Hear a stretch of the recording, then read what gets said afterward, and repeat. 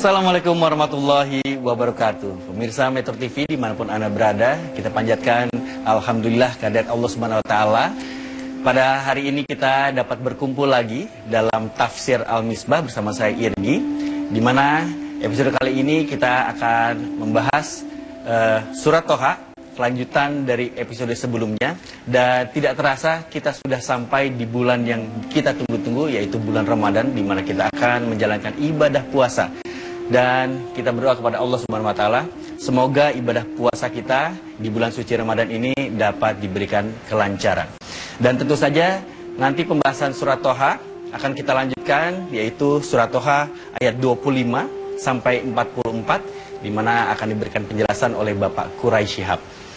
Dan di sini juga sudah bersama kita para tamu kita, tapi sebelumnya saya ingin menyapa dulu Pak Quraisy Shihab. Assalamualaikum warahmatullahi wabarakatuh. Gimana sehat Pak Quraisy? Alhamdulillah. Sudah siap menjalankan ibadah puasa? Alhamdulillah. Alhamdulillah, insya Allah lancar nanti ibadah puasanya. Dan pemirsa, di studio juga sudah hadir teman-teman kita dari komunitas pencinta Al-Quran. Di sini sudah ada Mas Aji. Assalamualaikum. Waalaikumsalam warahmatullahi wabarakatuh. Terima kasih sudah hadir di studio Metro TV dalam Tafsir Al-Misbah. Mas Aji ini dari Jakarta atau dari luar kota? Dari luar kota. Dari luar kota? Iya. Ya, tapi tinggal di Jakarta? Iya. Oke, baik. Jadi Mas Aji ini adalah komunitas pencinta Al-Quran bersama dengan Mas Salman. Oke, baik. Mas Salman dengan Mas Aji ini bertemunya di komunitas pencinta Al-Quran atau memang dari satu keluarga atau dari satu daerah? Kebetulan kita masuk pesantren sama-sama. Masuk pesantren sama-sama. Baik, terima kasih banyak juga kepada Mas Salman yang sudah hadir bersama-sama kita di sini. Baiklah, pemirsa Metro TV, kita akan langsung saja membahas mengenai surat Toha, di mana di surat Toha ini menyebutkan permohonan Nabi Musa alaihissalam kepada Allah Subhanahu Wa Taala agar memperoleh kemudahan dalam menghadapi Fir'aun. Untuk itu langsung saja kita berikan kepada Bapak Quraisy Shihab. Silakan Pak Quraisy. Baik, terima kasih. Bismillahirrahmanirrahim. Dalam episode yang lalu kita sudah menguraikan yang pertama itu tentang keagungan Al-Quran, bahwa dia diturunkan bukan untuk tujuan memberikan kesulitan kepada Nabi Muhammad dan tentu kepada umatnya. Juga kita sudah berbicara dalam episode yang lalu itu tentang perjalanan Nabi Musa bersama keluarganya dari Madian menuju ke Mesir, di mana dalam perjalanan itu beliau mendengar firman-firman Allah. Nah, beliau ditugaskan untuk berangkat ke Mesir menemui Fir'aun dan mengajaknya untuk percaya kepada Allah, untuk membebaskan Bani Israel dari penindasan Fir'aun. Maka mendengar tugas itu, Nabi Musa bermohon. Permohonannya ini banyak kita ucapkan. Apa itu? Rabbi shrahli sadri wa yassirli amri wahlul 'uqdatam min lisani yafqahu qawli, dan seterusnya. Mari kita lihat dulu. Rabbi shrahli sadri. Wahai Tuhan, Rabb, wahai Tuhan pemeliharaku, wahai Tuhan pembimbingku, wahai Tuhan yang mendidik aku bermohon ishrahli sadri. Biasa diterjemahkan apa tuh ishrahli sadri? Lapangkan dadaku. Nah, apa maksudnya lapangkan dada? Ulama ada menyebut dua hal. Yang pertama, dada itu tempatnya hati. Fa innaha la ta'mal absar walakin ta'mal qulub allati sudur. Kalbu dalam bahasa Al-Quran punya dua makna. Yang pertama, akal. Akal yang cerdas, yang jujur. Akal yang disertai dengan moral yang tinggi. Itu akal. Yang kedua, kalbu bermakna hati. Nah, ketika Nabi Musa bermohon, "Ishrahli sadri," lapangkan dadaku, itu bisa berarti, ya Allah, lapangkan akalku, cerdaskan pikiranku, perluas wawasanku. Satu. Yang kedua, ya Allah, jernihkan hatiku, luruskan niatku, karena tempatnya kalbu ya. Karena engkau menugaskan aku menghadapi Fir'aun. Anugerahi hatiku keberanian. Ada orang tahu tidak berani. Ishrahli sadri. Nah, kalbu ini, hati ini elastis, bisa sempit, bisa diperluas. Nah, kita lihat orang yang hatinya sempit cepat putus asa. Orang yang hatinya sempit seringkali tersinggung sedikit sudah marah. Ya. Orang yang hatinya sempit diibaratkan seperti kolam.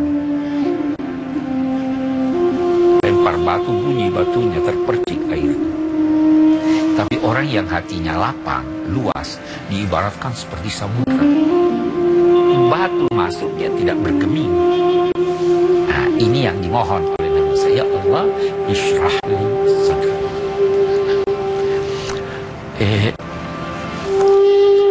Ishrahli sadri, ya Allah, lapangkan dadaku. Jadi kan dia luas. Nah, tentu banyak cara yang ditempuh untuk kita memperoleh kelapangan dada itu. Banyak cara yang bisa ditempuh. Yang terpenting adalah selalu mengaitkan diri dengan Tuhan. Di dalam surat Al-Hujurat itu Allah ada menyatakan, "Innal ladzina yaghudduna aswatahum 'inda Rasulillah ulaika alladzina imtahanallahu qulubahum littaqwa." Orang-orang yang merendahkan suaranya, tidak teriak-teriak di hadapan Rasul, mereka itulah yang diuji Allah untuk dilapangkan dadanya, menerima ketakwaan. Ada orang dadanya sempit, takwanya sedikit. Tapi kalau dilapangkan, itu, nah, ini yang diminta yang pertama kali oleh Fir'aun.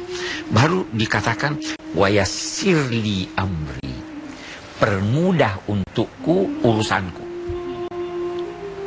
Saya ingin garis bawahi bahwa yang dimohonkan oleh Nabi Musa adalah mempermudah urusannya. Jadi jangan kasih saya soal yang sulit. Itu kan mempermudah, ya kan? Oke, ya. Itu bagus. Ya Allah, kamu tugaskan saya menghadapi Fir'aun. Jangan yang berat-berat deh. Oke. Ulama-ulama menyatakan bahwa apa yang dimohonkan oleh Nabi Musa ini itu dikabulkan Allah, seperti nanti kita akan dengar di sini, setelah beliau minta. Ya. Nah, di sini bedanya kedudukan Nabi Musa dengan Nabi Muhammad SAW. Kenapa bedanya? Nabi Musa diberi tanpa minta.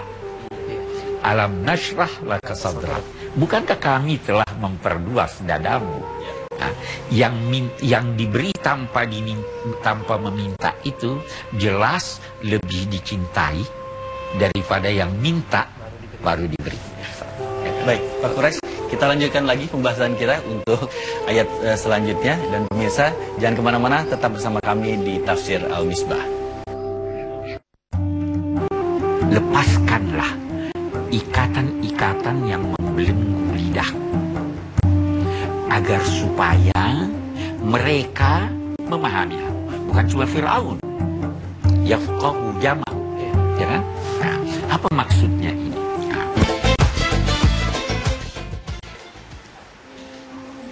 Baiklah pemirsa, Anda masih bersama kami di Tafsir Al-Misbah, dan kita akan segera melanjutkan lagi pembahasan kita mengenai surat Toha ayat 25 sampai 44. Di mana tadi Pak Quraisy sudah menjelaskan sedikit bahwa permohonan Nabi Musa alaihissalam kepada Allah Subhanahu wa taala untuk melapangkan dadanya dan juga mempermudah segala urusannya. Pak Quraisy, tadi kalau saya mendengarkan dari awal-awal surat ini, ada sedikit kesan dari Nabi Musa alaihissalam bahwa merasa ada tekanan dengan ditugaskannya Nabi Musa ini oleh Allah untuk menghadapi Fir'aun dari permohonannya ini. Bagaimana Pak? Betul. Nabi Musa, pertama dulu kita lihat, Nabi Musa mendengar ini, penugasan ini secara tidak beliau duga. Karena kan dalam perjalanan, terus ditugaskan, kamu pergi ke Fir'aun. Satu. Yang kedua, Nabi Musa menyadari bahwa tugas ini sangat berat. Apalagi Fir'aun dikenal orang yang kejam. Nah, dan itu nanti tercermin pada ayat-ayat berikutnya. Itu nanti setelah dikatakan pergilah kepada Fir'aun, itu ayat 43. Idhaba ila Fir'auna innahu tagha. Pergilah kamu berdua dengan saudaramu Harun kepada Fir'aun. Sesungguhnya dia itu telah melampaui batas. Apa jawaban Nabi Musa? Baru dikatakan, faqula lahu, sampaikanlah kepadanya kalimat-kalimat yang lemah lembut. Mudah-mudahan dia bisa teringat atau takut kepada Allah. Baru jawaban Nabi Musa yang kesan yang Anda rasakan ini tadi dan keduanya berkata, Rabbana inna nakhafu ayyafruta alaina. Ya Allah, kami takut jangan sampai dia berlaku sewenang-wenang terhadap kami. Jadi kan memang ada, jadi kesan itu rasa takut, rasa khawatir karena beratnya tugas dan sikap Fir'aun yang begitu kejam. Oke, kita lanjutkan. Wa yassiril amri wahlul 'uqdatam min lisani yafqahu qawli. Dan lepaskanlah ikatan-ikatan yang membelenggu lidahku, agar supaya mereka memahami aku. Bukan cuma Fir'aun. Yafqahu jama'. Ya kan? Nah, apa maksudnya ini? Nah, ada ulama berkata bahwa sewaktu kecil, masih bayi, ini Musa memegang jenggot Fir'aun sambil menariknya dengan keras. Fir'aun kesakitan. Terus Fir'aun marah, mau menghukum, menjatuhi siksa pada Musa. Istrinya berkata, ini kan dia tidak mengerti anak-anak, masa kamu mau marah untuk itu? Maka dia bilang, enggak, ini anak cerdas. Terus dikatakan oleh istrinya, wahai Fir'aun, sodorkanlah kepada dia bara api dan korma. Kita lihat yang mana dia pilih. Menurut riwayat ini, Jibril mengalihkan tangan Musa yang ingin mengambil korma, lalu terus mengambil bara api, dia masukkan di lidahnya sehingga lidahnya itu terbakar. Dan ini yang dimaksud. Tapi saya baca-baca itu rasanya nggak logis ini. Masa pembelaannya melalui cara yang demikian itu yang mencederai Musa seumur hidup. Nah, sebenarnya apa yang dimaksud kalau begitu dengan lepaskan belenggu? Nah, Musa ini tumbuh berkembang sampai remaja di istana Fir'aun yang berbahasa Mesir. Masyarakatnya berbahasa Yahudi Ibrani. Jadi Musa itu tidak lancar berbahasa Ibrani karena dia hidup di dalam istana. Sedangkan dia ditugaskan ke Fir'aun dan kepada masyarakat ini. Maka dia mohon kepada Allah bahwa biar lidahku lancar ngomong dalam bahasa itu, ya kan? Karena salah satu tugas seorang pemimpin itu adalah meyakinkan sasarannya agar memahami maksudnya, dan pemahaman itu sangat dibantu oleh keterangan yang jelas pula. Nanti di tempat lain ada dia katakan, saya minta bermohon kepadamu ya Allah agar Harun saudaraku yang tua ini itu membantu aku. Di sini juga akan disinggung karena dia lebih lancar berbicara dari aku. Karena Harun hidup di tengah masyarakat. Oke, baik. Ini di sini juga dikatakan Haruna akhi waj'al li waziran min ahli. Ya Allah, jadikanlah untukku seorang yang membantu aku dari keluargaku. Siapa itu? Akhi, saudara kandungku, yaitu Harun. Saya ingin menjelaskan apa arti wazir. Wazir itu terambil dari kata wizir, artinya berat. Mengapa wazir atau menteri dinamai wazir? Karena tugasnya berat. Tugasnya besar. Orang yang berat tugasnya. Sampai saat ini. Dan dosa juga dinamai wizir. La taziru waziratun wizra ukhra. Wizir. Kenapa dosa itu berat? Karena itu nanti akan dipikul dengan sangat berat.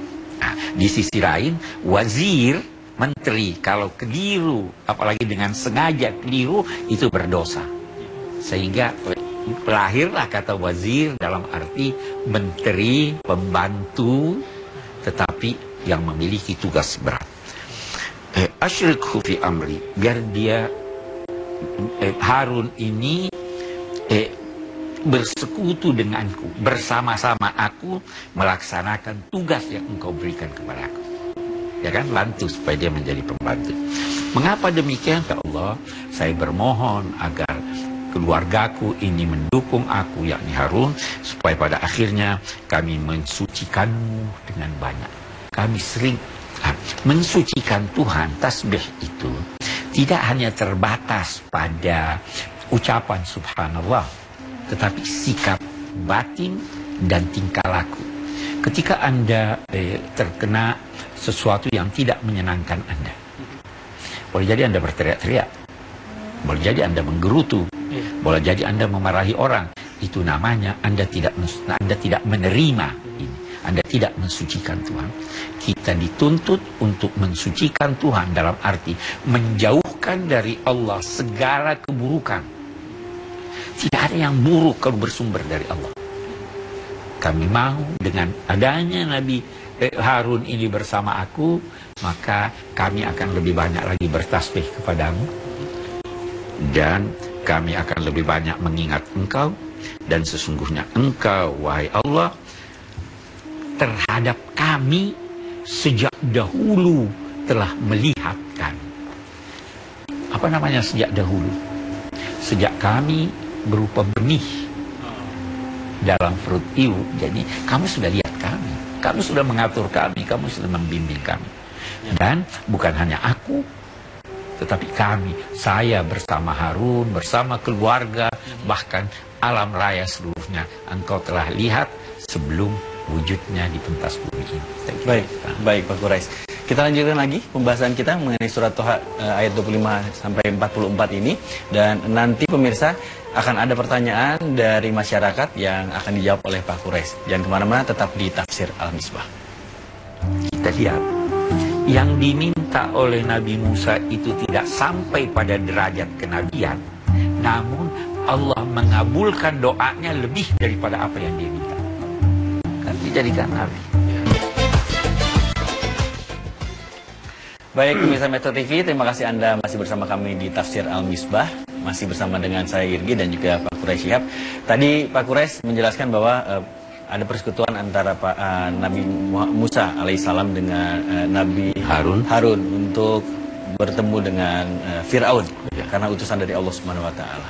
Betul. Ya, silakan dilanjutkan lagi. Oke, kita lanjutkan. Jadi itu tadi bermohon agar supaya Harun ikut bersama dia untuk menghadapi Fir'aun, melaksanakan tugas-tugas ini. Saya ingin berhenti sejenak. Nabi pun seharusnya tidak sendirian dalam melaksanakan tugas kenabian. Harus ada yang bersama dia. Kalau kita sebagai umat Islam, Nabi Muhammad antara lain bertugas membawa rahmat. Umatnya harus menjadi petugas-petugas yang menjalankan tugas Nabi membagi-bagi rahmat. Perpanjangan tangan. Nabi bertugas menyampaikan ajaran agama. Kita pun bertugas menyampaikan ajaran agama sampai-sampai Nabi bersabda, "Ballighu anni walau ayat." Sampaikan apa yang saya ajarkan ini walaupun hanya satu ayat. Nah, tadi ini Nabi Musa juga begitu. Ya Allah, saya mau ini. Kita lanjutkan yang tadi. Qala qad utita su'laka ya Musa. Wahai Musa, permohonanmu telah dikabulkan, yakni oleh Allah Subhanahu wa Ta'ala. Saya hanya ingin garis bawahi, kalau dalam permohonan Musa ini tidak ada dia mohonkan agar Harun dijadikan nabi. Dia hanya minta agar ada yang membantu aku, karena memang kenabian tidak bisa dimohonkan. Kenabian hak prerogatif Allah. Allah yang memberi. Namun kita lihat yang diminta oleh Nabi Musa itu tidak sampai pada derajat kenabian, namun Allah mengabulkan doanya lebih daripada apa yang dia minta. Kan dijadikan nabi. Nah, bahkan lanjutan ayat ini, maka walakat mananna alaika marratan ukhra, bahkan wahai Musa, kami telah menganugerahkan kepadamu nikmat yang lain selain daripada yang kamu minta ini, yang kami kabulkan. Apa itu nikmat? Di sini diuraikan bagaimana keadaanmu waktu kecil.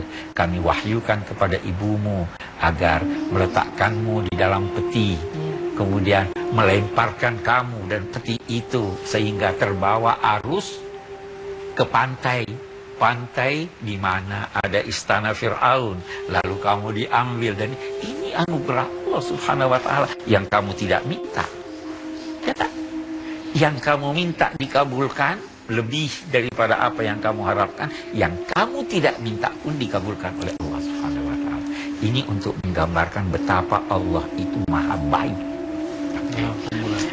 Dan ada hal yang menarik di sini. Ketika ia sampai di pantai, diterima oleh istri Fir'aun, Fir'aun yang kebiasaannya membunuh anak lelaki, dia membunuh anak lelaki, dia dikatakan di sini, dia diambil oleh musuhku dan musuhnya, musuh Allah, Fir'aun, dan musuh Nabi Musa. Tetapi wa alqaitu alaika mahabbatan minni, ku campakkan cinta terhadapmu wahai Musa. Apa yang terjadi? Fir'aun yang memusuhi dan membunuh anak tiba-tiba jatuh cinta pada Musa. Istrinya jatuh cinta pada Musa. Ini kalau bahasan modern, kalau kita ikan, ada yang bertanya, adakah cinta pada pandangan pertama? Ada cinta atau tidak? Kalau pakar-pakar ini katanya tidak ada cinta pada pandangan pertama. Yang ada kekaguman, belum sampai pada cinta. Tetapi Allah bisa mencampakkan cinta itu kepada seseorang. Nabi Musa tidak ada upayanya, tapi kok dicintai. Jangan ambil dia kita pelihara dia. Boleh jadi dia memberikan manfaat kepada kita. Kalaupun dia tidak beri manfaat kepada kita, kita bisa angkat jadi anak kita. Ada orang Anda mau bersama Anda karena ada manfaat. Bisa jadi juga tidak ada manfaat, tapi kita jadikan dia anak. Seorang bapak atau ibu itu mencintai anaknya walaupun tidak. Jadi kalau Anda menginginkan cinta, mohonkan kepada Allah. Dia mencampakkan cinta itu. Itu sebabnya ada doa yang muqallibal qulub tsabbit qalbi ala dini. Wahai Tuhan yang membolak-balikkan hati, mantapkan hatiku untuk menganut agamamu. Ada yang berkata lagi, mantapkan cintaku kepada pasanganku. Itu Nabi Muhammad pernah ditanya, kenapa engkau mencintai Khadijah? Maksudnya apa? Dia orang tua, kamu masih muda. Kenapa kamu terus ingat dia? Dijawab oleh Nabi Muhammad, ruziqtu hubbaha, aku dianugerahi Allah cinta kepadanya. Nah, jadi mau dicintai, mohon kepada Allah. Ya kan? Itu tidak mengenal cinta pandangan pertama atau bukan. Itu tidak ada di situ. Anugerah dari Allah. Allahumma inna nas'al hubbaka wa hubba man yuhibbuk. Ya Allah, kami bermohon agar kami mampu mencintaimu dan mencintai orang yang engkau cintai. Oke, kita lanjutkan ya. Diceritakan di sini bagaimana itu anugerah Allah kepada Nabi Musa, dipelihara di istana Fir'aun, tapi dia tidak mau menyusup. Dipelihara oleh Allah, tidak mau dia. Akhirnya datang seorang wanita, dalam riwayat itu saudaranya, siapa namanya, atau tantenya Nabi Musa. Ada yang berkata saudara kakaknya Nabi Musa, menunjukkan ada orang yang bisa menyusukannya. Dicarilah orang itu dan ditemukan bahwa itu ibunya sendiri. Jadi Allah mengembalikan Musa kepada ibunya. Ini semua anugerah Allah kepada Musa untuk menanamkan ke dalam dirinya bahwa Allah selalu bersama dia. Tadi ada kesan ya. Oke. Setelah itu dia katakan, kalau demikian, pergilah kalian berdua kepada Fir'aun, dia itu telah melampaui batas, dan sampaikanlah kalian berdua hendaknya menyampaikan kepadanya kata-kata yang lemah lembut. Jangan marah-marah, jangan menggerutu, jangan menghina. Itu cara dakwah yang diajarkan oleh agama. Kata-kata yang lemah lembut. Mau kritik, jangan depan umum. Ya kan? Bagaimana ini? Walaupun itu orang yang paling kejam, Fir'aun, apalagi orang yang biasa-biasa saja. Qula lahu qawlan layyinan la'allahu yatazakkar aw yakhsha. Mudah-mudahan dia dapat merenung, mengingat, sehingga mudah-mudahan dia dapat takut dan kagum kepada Allah Subhanahu wa taala. Saya kira itu ayat kita hari ini. Baik, Pak Quraisy. Luar biasa sekali. Ada satu pertanyaan yang akan diberikan oleh masyarakat yang sudah kita rekam bersama-sama dan boleh kita saksikan bersama-sama. Nama saya Ilham Nurabuluddin, pekerjaan saya sebagai mahasiswa. Saya mau bertanya, mengapa ada perbedaan derajat antara Nabi dan Rasul padahal keduanya sama-sama utusan Allah? Baik, itu dia tadi pertanyaannya Pak Quraisy. Ya. Jadi Nabi dan Rasul padahal beliau-beliau itu adalah utusan Allah.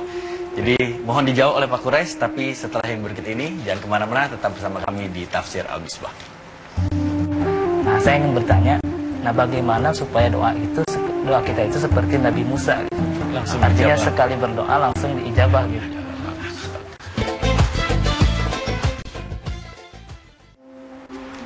Baiklah pemirsa, Anda masih bersama kami di Tafsir Al-Misbah dan kita akan lanjutkan lagi pembahasan kita. Tadi sudah ada masuk pertanyaan untuk Pak Quraisy tadi, perbedaan derajat dari Rasul dan juga Nabi. Mengapa? Padahal beliau-beliau itu adalah sama-sama utusan Allah, Pak Quraisy. Silakan Pak Quraisy. Baik. Kita bisa bertanya begini dulu untuk memahami jawabannya. Kalau saya berkata, mengapa ada perbedaan antara manusia, padahal dua-duanya adalah ciptaan Allah? Atau lebih jelas, mengapa ada perbedaan derajat antara presiden dengan rakyat jelata, padahal dua-duanya adalah satu bangsa? Mengapa ada pangkat? Salah satu jawabannya, karena tugasnya berbeda. Satu. Yang kedua, karena kualitas ketakwaannya berbeda. Boleh jadi karena pengetahuannya juga berbeda, sehingga ada. Jadi sebenarnya jangankan antara Rasul dan Nabi. Rasul itu antara lain bedanya dengan Nabi. Rasul itu adalah seorang yang mendapat wahyu, yang diberi tugas menyampaikan ajaran Tuhan kepada masyarakatnya. Kalau nabi itu seorang yang mendapat wahyu dari Tuhan tapi tidak bertugas menyampaikan ajaran. Sudah beda di sekarang antara rasul dengan nabi. Rasul itu adalah yang membawa ajaran disertai dengan kitab suci. Kalau nabi itu membantu menyebarkan ajaran yang dibawa oleh rasul seperti Harun, tapi tidak menerima kitab suci. Itu misalnya bedanya. Jangankan itu, antar rasul pun, semuanya rasul ada perbedaan derajat. Nabi Muhammad menurut keyakinan kita adalah yang paling mulia. Karena apa? Karena beliau mendapat tugas menyampaikan ajaran ini untuk seluruh manusia sepanjang masa. Ya kan? Sedangkan nabi-nabi lain untuk masyarakatnya dan terbatas. Tingkat keimanannya pun bisa berbeda. Jadi bukan hanya antara nabi dan rasul, antara rasul pun ada perbedaan derajat. Ya. Akibat penugasan yang berbeda, akibat sikap kepada Allah yang berbeda, akibat pengetahuan dan sebagainya. Iya, baik. Mudah-mudahan terjawab dari apa yang tadi sudah ditanyakan, dan di sini masih ada Mas Salman juga Mas Aji. Kami juga berikan kesempatan kepada Mas Salman juga Mas Aji untuk bertanya kepada Pak Quraish. Silakan. Iya. Menyimak dari doa yang disampaikan oleh Nabi Musa kepada Allah, Rabbi shrah li sadri wa yassir li amri wahlul 'uqdatam min lisani yafqahu qawli. Satu kali berdoa Nabi Musa kepada Allah langsung diijabah, langsung dikabulkan. Nah, kalau kita melihat ya kita semua gitu, kalau berdoa kepada Allah itu berulang-ulang tapi belum dikabulkan gitu. Nah, saya ingin bertanya, nah bagaimana supaya doa kita itu seperti Nabi Musa gitu. Artinya sekali berdoa langsung diijabah gitu. Saya sebelum menjawab ke sana, Nabi Ibrahim punya doa. Berdoa agar supaya diutus seorang rasul di kalangan masyarakat Mekah. Ya kan? Ingat ayatnya itu apa? Wa ba'ats fihim rasulan. Ya. Tahu berapa lama beliau menunggu sampai terkabul doanya? Berabad-abad. 2500 tahun baru terkabul doanya. Beliau minta agar diutus seorang rasul dari Mekah. Ya, baru diutus Nabi Muhammad pada abad ke-5 Masehi. Ya kan? Jadi jangan beranggapan kalau Anda berdoa langsung jadi. Tuhan memilih apa yang terbaik buat Anda. Bisa jadi kita dalam keseharian, anak kita minta, ayah belikan sepeda motor. Oh, kamu masih kecil, kamu masih di SD, tidak maslahat kamu diberi sekarang, ya kan? Tunggu kalau kamu dewasa. Nah, jadi Allah memilihkan yang terbaik. Boleh jadi dia tunda, boleh jadi dia ganti. Kayak anak tadi, belikan dong, saya udah naik kelas nih, belikan dong sepeda motor. Enggak, bukan sepeda motor, saya belikan kamu komputer. Ya kan? Lebih cocok buat dia. Boleh jadi dia tangguhkan sampai hari kemudian. Di hari kemudian itu nanti ada orang-orang melihat, kok ini ada ganjaran banyak, saya tidak pernah lakukan ini. Dia bertanya pada malaikat, kenapa saya dapat ganjaran begini banyak? Itu doamu dulu, yang kamu kira tidak dikabulkan Tuhan, sekarang diberikan kamu. Jadi jangan bosan berdoa. Jangan berkata, oke, sekarang juga. Oke. Tapi memang itu sifat manusia ya. Yang ini semua serba instan. Baik, pemirsa, kita akan lanjutkan lagi. Jangan kemana-mana, tetap bersama kami di Tafsir Al-Misbah. Anda biasa bertemu dengan seorang, Anda belum kenal dia, tapi terus Anda begitu simpati sama dia. Ya, ini orang punya wibawa. Kenapa itu? Allah mencampakkan dalam diri orang ini kecintaan sehingga orang lain cinta kepadanya.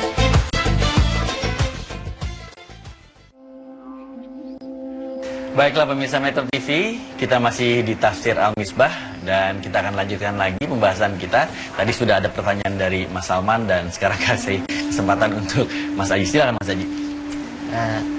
Setelah menyimak kisah Fir'aun dan Nabi Musa, mungkin yang saya pahami, Nabi Musa mengeluh dengan perintah yang Allah berikan kepadanya. Sampai dia berdoa kepadanya, wa yassir li amri. Untuk pertanyaan mungkin yang belum saya pahami, apakah kita sebagai hamba Allah pantas atau bolehkah untuk mengeluh dengan apa yang Allah perintahkan kepada kita atau tidak? Gitu. Makasih, Ustaz. Satu dulu hal, saya tidak ingin berkata bahwa Nabi Musa mengeluh. Beliau hanya menyampaikan, menyadari bahwa tugas ini berat. Dia terima. Saya terima ya Allah tugas ini. Itulah keislaman. Tetapi saya mohon agar saya diberi kekuatan untuk melaksanakannya. Ya kan? Jadi dia tidak mengeluh menyangkut tugas. Beliau berkata, ini tugas berat ya Allah. Mohon saya diberi kekuatan lahir dan batin. Mohon saya diberi kemudahan menghadapi ini. Kalau dia mengeluh, ya Tuhan jangan saya dong. Saya nggak mampu. Ya kan? Ya. Jadi bukan mengeluh. Itu boleh saja. Bahkan, nah, kalaupun kita katakan mengeluh, Anda boleh mengeluh kepada Tuhan menyangkut musibah yang menimpa Anda. Seperti halnya Nabi Ayub. Dia mengeluh. Atau tidak? Nabi Ayub mengeluh. Nabi Yakub selalu ingat Nabi Yusuf, ya toh? Terus apa katakan? Nama Abu Tusyak. Ya, saya hanya menyampaikan keluhan saya kepada Tuhan, ya Allah. Saya ini mengadu. Jadi bukan. Nabi menerima itu. Tetapi Nabi Musa apalagi. Saya kira begitu ya. Jadi itu tandanya memang kita sebagai manusia boleh mengadu dalam bentuk apapun. Dalam bentuk apapun Anda boleh mengadu kepada Tuhan, tapi Anda tidak membangkang. Nah, tidak membangkang. Tetap saya harus terima menjalankan. Ya Allah. Nah, ini terhadap Nabi yang dipilih. Kalau kita sekarang kita ambil contoh, ada orang menawarkan Anda jabatan. Oke? Coba deh jadi Menteri Keuangan. Anda harus ukur diri Anda. Kalau tidak mampu, iya, oh saya tidak mampu ya, itu. baik. Jangan kasih saya itu. Ya. Kalau dipaksa, oh tidak bisa. Ya. Ya kan? Itu kita sebagai manusia harus mengukur kemampuan kita. Nabi Musa juga begitu. Dia ukur, wah ini berat ini ya Allah. Karena itu saya terima, tapi bantu saya. Baik. Ya kan? Oke. Mudah-mudahan terjawab Mas Haji ya. Ya, oke. Dan kesimpulan untuk pembahasan kita kali ini. Kesimpulan kita adalah yang pertama, mari kita lihat kesimpulan kita. Jadi perlu setiap penugasan kita berkewajiban memohon bantuan Allah agar supaya memperoleh kemudahan dalam melaksanakan tugas itu. Satu, kan? Yang kedua, ada hal yang penting adalah perlu mengajak orang lain yang terpercaya untuk membantu Anda dalam tugas-tugas Anda. Jangan mau one man show sendirian. Harus bantuan teman-teman seperti halnya Nabi Musa. Dan ini kita ingin garis bawahi, sebenarnya tidak salah meminta bantuan keluarga lebih dulu. Orang terdekat. Orang yang terdekat. Asal wajar. Itu bukan KKN. Ya kan? Ini yang saya percaya, ini yang mampu. Ya, KKN itu kalau Anda mengangkat orang yang tidak mampu, alasannya semata-mata karena dia keluarga, karena dia teman. Dia harus terus percaya, dia mampu dalam bidang itu, lalu dia diangkat. Yang ketiga yang saya ingin ingatkan di sini, bahwa Allah Maha Kuasa memberikan apa yang kita minta sesuai dengan kemaslahatan si peminta. Bisa dia beri lanjut, langsung bisa dia tunda. Yang selanjutnya, di sini kita mau garis bawahi, ada cinta yang dianugerahkan Allah kepada seseorang, sehingga orang itu dicintai oleh orang lain. Anda biasa bertemu dengan seorang, Anda belum kenal dia, tapi itu Anda begitu simpati sama dia. Ya, ini orang punya wibawa. Kenapa itu? Allah mencampakkan dalam diri orang ini kecintaan sehingga orang lain cinta kepadanya, orang lain senang kepadanya, walaupun Anda belum kenal dia.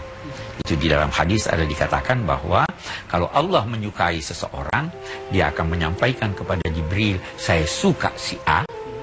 Lalu Allah mencampakkan kecintaan terhadap orang itu sehingga Jibril mengumumkan, Allah mencintai si A, cintailah dia, maka dia dicintai oleh orang lain. Saya kira itu ya. Baik, terima kasih banyak Pak Kures. Ya. Mungkin Mas Salman dan Mas Aji masih ada pertanyaan lagi, boleh silakan. Apabila ingin bertanya lagi kepada Pak Kures, masih ada kesempatan, kita masih ada waktu soalnya. Silakan, apa yang ingin ditanyakan? Baik, tadi memang, atau mungkin saya yang bertanya ya. Mari, silakan. Baik, Mas Salman tadi kan bertanya kalau kita memang kita memohon kepada Allah, pengennya langsung diijabah.